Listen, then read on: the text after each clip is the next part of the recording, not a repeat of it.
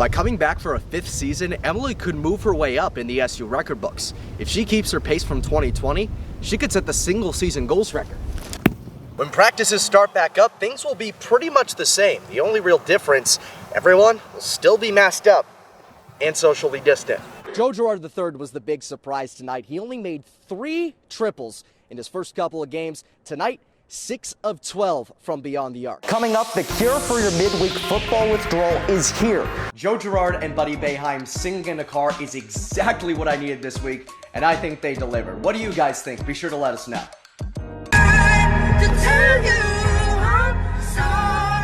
This is going to be a tough one to call a spread on. I do think it favors Northwestern more than Purdue, but at the same time, I'm not comfortable on that. What I am comfortable saying is that this is going to be a game with very little offense, so let's take the under on the 50 line here. Abdul Adams and Jarvion Howard opt out. Jawar Jordan and Sean Tucker both get injured. Syracuse was down to running back 5, and Cooper Lutz did about all you could potentially ask for. 15 carries, 81 yards. That's more than 5 per carry, Eric.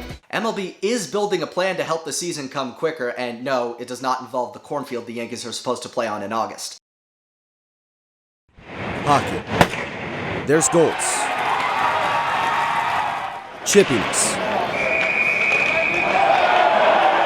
And for 20 years at Skaneateles High School, that's a good battle. That's good hockey right there. Mitch Major has been in command of the Lakers program. Good job, buddy. Good work. Sit down. But Major has been around Skaneateles hockey much longer than that. That's my state championship year. That's myself in the front, and this is when we won the states in 1989. Major was a captain on that championship team. He continued his playing career at SUNY Geneseo. Once he graduated from there, though, the transition to coaching was rather unexpected. Well, I showed up down at the old rink, just walking around, and a parent came up and said, "Hey, you should help out with the Pee Wee team." And I said, "Sure." He called me a few days later, and he said, "Congratulations, you're the head coach." And I was like, "Wait a second." I said I'd help out. Despite the shock, Major stuck with it. Once you gain the red line, don't make that pass right there. Just dump it in, and you'll be first guy in the puck, right? Because he's moving fast, right? He joined the high school staff as an assistant a couple years later. Then, at the turn of the millennium, the opportunity came to take the reins. It was just a perfect time for me to kind of take over. And did I think it was going to be another 25 plus years after that? I didn't, but I've definitely enjoyed the ride. Coach Major has plenty to be proud of. 4 Section 3 titles to his name and almost 350 career wins. But more than anything, he says he enjoys getting his team Change! ready to take the ice. Come on in. Everybody wait for the camera. Just hanging out with the guys. It's the highlight of my day. I want to make it the highlight of their day. Look at that guy. Man, he's cool. And no matter what kind of day that I've had, that we leave that at the door, we smile, we get together, and we just have fun and work hard every day. He may say he doesn't care about the titles, but another Section 3 crown and a little extra hardware never hurt anybody. Brandon Ross, NCC News. Here's Delaney Hayes, true freshman.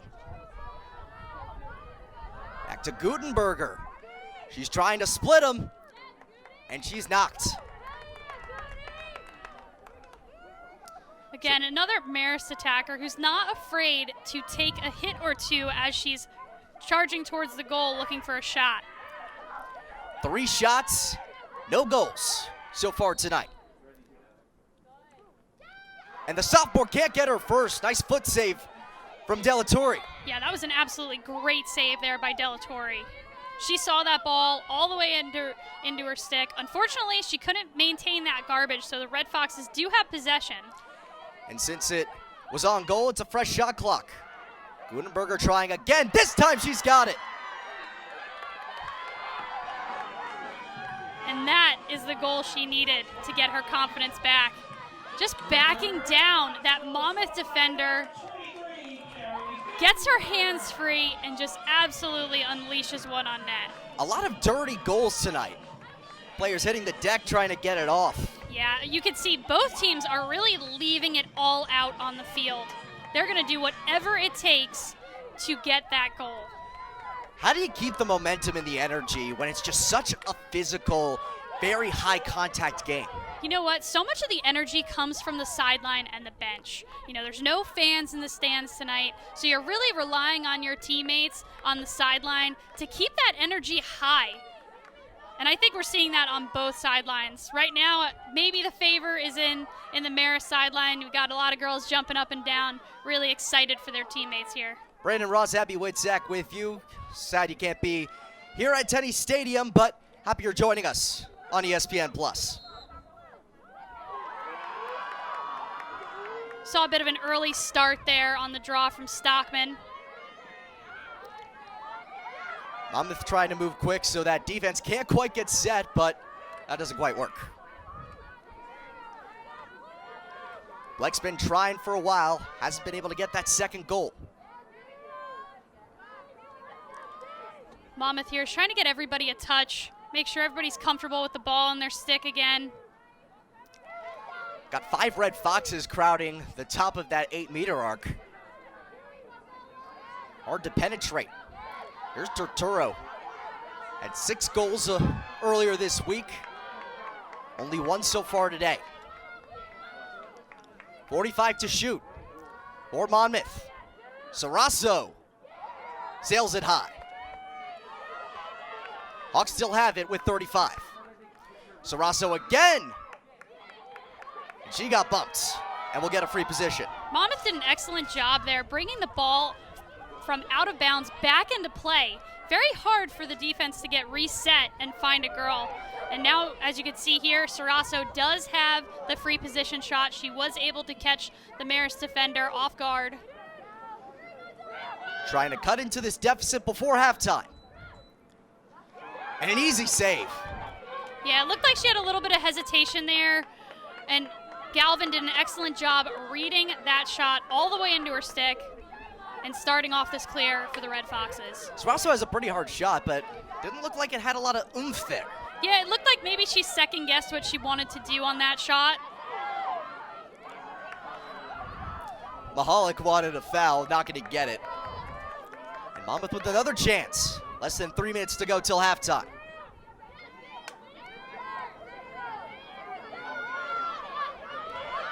Shannon Feely sending it across. Maya Brock, freshman from Virginia.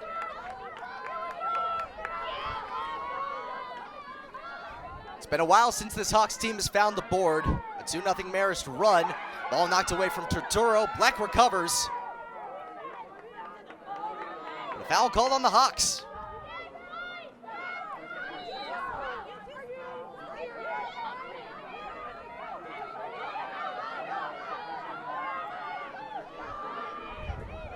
We're seeing a lot of substitutions taking place in transition for both teams. You know, it's worth noting that one of the changes they made this year was splitting the substitution box in half to avoid contact with the opposing players as you're running in and out of that substitution box. Harris using a lot of different options tonight. And on a strong run right now. It was a 4-2 lead for Monmouth. And a 5-1 run in the last 18 minutes. And we'll have a timeout.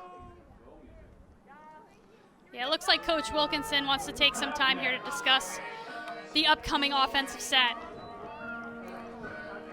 So Marist has a little over 90 seconds to try to tack one more on. Half the shot clock is down, 41 seconds left. Where do you think they go here? You know, I think they're going to try to get a couple touches here early on, just to make sure, you know, everybody's feeling the ball, and then they're going to wait and try to find the right opportunity. I think she's going to tell her offense here, don't force it. There's no need to force it. You know, she trusts Coach Tierney Larson to work with this offense and Haley Wagner, and, you know, I think they're saying, hey, you know, we've got this 2-goal lead right now. There's no need to force any shots, but we want to find the right shot and the right opportunity. And right now, they've been afforded the opportunity to catch their breath before heading into the set. Plenty of players who can get it done already. 5 different goal scorers for Marist, leading the shot battle, almost doubling up Monmouth.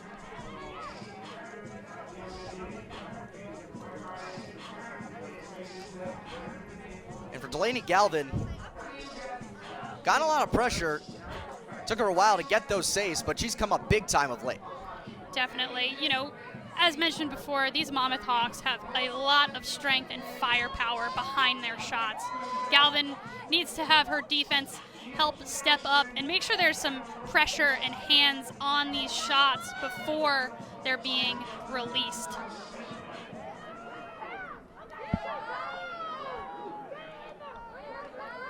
Less than 2 minutes left till the halftime break. And Maris trying to tack on one more against the preseason Metro Atlantic Athletic Conference favorite Monmouth. Here's Carrie Gutenberger, who just had her first.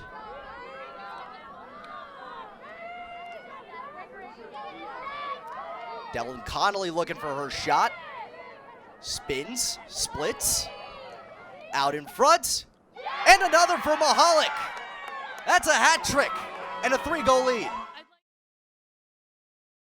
Syracuse closes out the third quarter with 6 of 7 field goals, and a lead that was once 15 for Florida State is now down to 3. 55-52, the Seminoles ahead of the Orange in the quarterfinals of the ACC tournament here in Greensboro. Coming out of the break, it's the Seminoles with the basketball, attacking the left basket. Tiana England has it on the left wing. Dishes it off to Morgan Jones, who feeds to the free throw line, where Valencia Myers takes it down. Spinning around Cardoso, righty layup on the scoop. It's no good. Emily Engsler tangles for it, ripping it down away from Morgan Jones. A jump ball is called. The possession arrow gives it to the Orange. Yeah, I expect Myers to attack Cardoso in his first couple possessions. Try and draw that fourth on the big. Myers has to be careful, though. She has 4 herself. I don't think you can charge into Cardoso, though. Fair enough. Maeva Jaldi-Tati has it on the left wing, gives it to the left elbow. Kiara Lewis for the tie. It's off the back iron. It's tipped around. Camille Cardoso, offensive board for Syracuse. Out to Maeva on the left wing. Syracuse can tie us with a 3. We'll bring this to within 1 point with a 2. 9:10 left to go here in the fourth quarter. 55-52, Florida State. Kiara Lewis leading the Orange with 12 points. Dribbles in free throw line. Dishes out. Right corner. Digna for 3. Rattles around. Falls out. Camilla Cardoso with another offensive rebound for Syracuse. That hit every part of the rim and didn't fall. And Camilla with back-to-back offensive boards. Syracuse still down 3. Clock runs under 9 minutes to play here in the fourth. Coach Q barking out commands, wearing the blue velvet tracksuit on the far side. Off to the right wing for Engsler. Step back 3. We're tied! Nothing but net for Emily.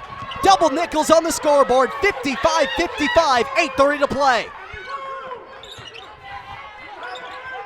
Tied for the first time since 0-0. Valencia Myers misses on a jumper from the left side. And a foul called as Syracuse gets the rebound. Orange basketball again with a chance to take the first lead of the game. I didn't think we'd ever say that today, Brandon, with No. how this started. Talk about stepping up in Emily Engsler. You're the 6th woman of the year in the ACC. You start the 2 games of the ACC tournament and hit the 2 biggest shots so far of the afternoon. Closed out the first half with a half-court buzzer beater, and then that 3 makes her the 3rd scorer in double figures. She has 10 points. With 15 on the timer, Kiara Lewis controls straight away. Feed goes to the free throw line, and Valencia Myers rips it away. Playing aggressive with 4 fouls, but it pays off. 55-55, 8 to play. Knowles attacking the basket to our left. Tiana England, graduate transfer from St. John's, top 10 in active assist leaders. Drive in from the right side, Bianca Jackson spins it in for 2. The righty layup puts FSU on top again, 57-55. Syracuse has not led today. Digna Stratmana feeds underneath. Emily Engsler with the layup. She's fouled on the way up. Is that going to go against Valencia Myers? If so, that's her 5th. I think it's against Courtney Weber. That'll go against Weber right there. That's still 4 for her. That's huge. Yes. Cardoso was posting up Myers there, and Myers pulled the chair out a little bit. Let Cardoso kind of shuffle on her feet back. The pass still got to her. Nice job by her to get it off to Engsler. Emily Engsler, 10 points already. This is her first trip to the line. Her shot is up and short, so this won't be a tie game. Emily Engsler stepping up big time with no Tiana Mangakahia so far in this ACC tournament. She's back in the starting lineup, and she misses both. So Syracuse still down 2. Florida State leads 57-55, 7:20 to play in the fourth quarter of this ACC tournament quarterfinal game in Greensboro. Syracuse made it to this game last year and fell short against Louisville. Bianca Jackson running the point. Screen to her left from Wilkinson. Crossover dribble. Wilkinson from straight away. Got it. 15-footer from just beyond the free throw line. It's a 4-point lead again for Florida State as the Brit makes it a 2-possession game. Nice job forcing Cardoso to stretch out of the post area there. Just 4 points for Wilkinson. Strautmann feeds to the right block. Camila Cardoso tangling underneath. Jump ball gives it back to the Noles. Valencia Myers and Bianca Jackson getting hands to rip it away from her. And FSU forces another turnover with 6:47 to play. If you've got a 4-inch height advantage over the person guarding you, that ball's got to stay up at your chin. You cannot bring it to waist level or below. That's how the guards come and snatch it. Tiana England with the ball, dribbles in, left elbow, tries to feed away. Digna Strautmann almost strips it out, but safety valve goes out to Bianca Jackson. Patrols over right wing, drives the right alley. Ball's poked out of her hands, and well, that was a ticky-tacky call. Camila Cardoso, they say as she kicked it out of the hands of Tiana England, her left foot was on the baseline, so inbound for Florida State with 7 on the shot clock. It's down to 4. Right wing, Bianca Jackson triggers with a hand in her face and hits. Big triple for Bianca Jackson, 21 points. After 18 in the first matchup this year against SU, and it's back to a 7-point lead, 3 possessions over the Orange with 6 to play. She's answering the everything Angsler gave. 10 of 15 from the field. Camila Cardoso gets the feed left block, spins around, layup is no good, but the foul. That's going to be number 5 on Valencia Myers. And she is out of this ball game with 5:54 to play. SU down by 7, but a couple free throws, 1 or 2, makes this a 2-possession game again. You can afford to play Myers for that long in the fourth quarter with 4 when you've got the 6'5" River Baldwin behind you. You're not going to need Baldwin to score, but she's the only person perhaps in the ACC who matches up size-wise with Cardoso. Well, she'll have to bring the defense still as Camila sinks the first, back to a 2-possession game, 62-56. Cardoso only a 57% free throw shooter. 5 of 8 today, make it 6 of 9 as she hits the second. 5-point game, 62-57, 5:50 to go in the fourth. Seminoles attacking the left basket. Bianca Jackson leading all scorers with 21 points, draws a double up top from Strautmann and Lewis.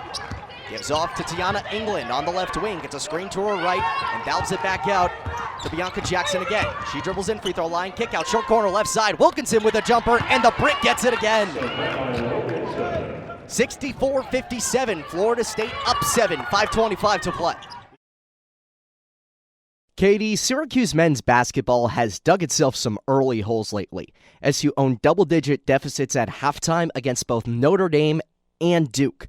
A full-court press helped the Orange to victory against the Fighting Irish. However, head coach Jim Boeheim believes the Blue Devils' loss shows that game plan has its limits. To actually think we can press a good team, we can't. We're not that athletic. We're not that good in the press. We don't have a shot blocker, all those things.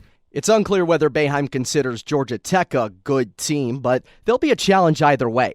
The 12-8 Yellow Jackets just rattled off back-to-back road wins. Action between the Cuse and GT down at McCamish Pavilion gets started at noon on Saturday. We'll have you covered on WAER starting at 11:30 with countdown to tip-off. But before that, Syracuse women's hoops hosts Boston College in the Dome tonight.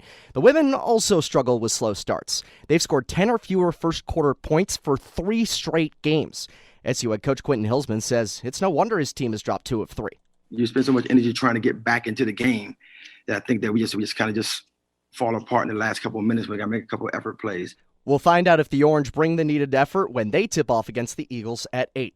Finally, number 10 Syracuse men's lacrosse faces number 3 Virginia at home on Saturday.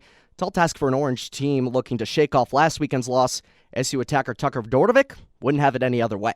I'm losing a game. It's always nice playing in the ACC because next weekend you could play a top 5 team, and usually it is, and you can bounce back right away, which is nice. Syracuse's number 10 ranking is actually the lowest in the conference. Orange and Cavs get rolling at 6. Countdown starts at 5:30. Brandon Ross, WAER Sports.